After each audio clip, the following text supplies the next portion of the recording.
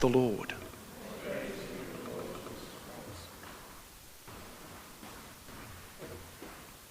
Let all the earth cry out to God with joy. This is our responsorial psalm today, and this comes immediately at the end of our first reading that ended with, "There was great rejoicing in that town." Let all the earth cry out to God with joy. Where our first reading began today was anything but during a time of joy. Where we were yesterday, St. Stephen had just been martyred. And then we have a bitter persecution started. We hear that Saul goes from town to town as arresting good people, men and women, simply because they were Christians and throwing them all into prison. Couldn't be anything from a time of joy. But here we have, by the end, just in 4 verses, we get from a time of bitter persecution to Philip going to a Samaritan town. Many were healed, many came to faith and belief, and there was great rejoicing. How quickly things can shift.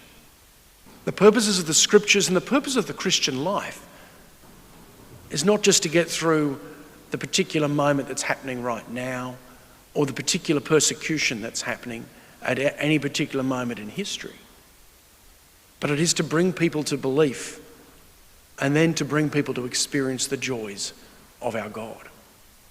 That's where I think our gospel comes in. We've been reflecting on the Eucharist for a number of days now, hearing from John chapter 6. It's very hard to believe in the Eucharist. We see what looks like bread. And some people come and they say, "Oh, well, it's just bread." But we know through belief that this is God amongst us, giving us this nourishment of himself through the bread of life.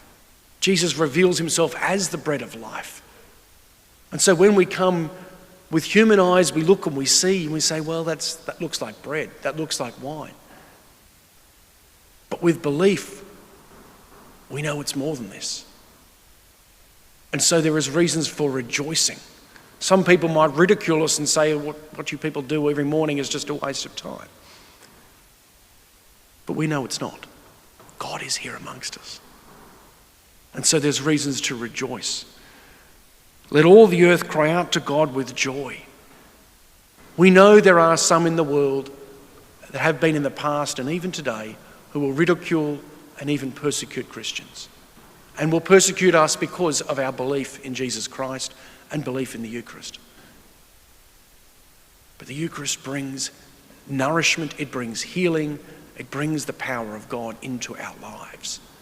And so there is reasons not to be afraid or to be scared, but to rejoice.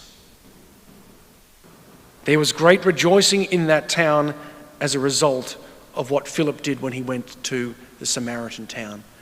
There is great rejoicing in this place because of God's presence here amongst us this morning in this Eucharist. Let all the earth cry out to God with joy.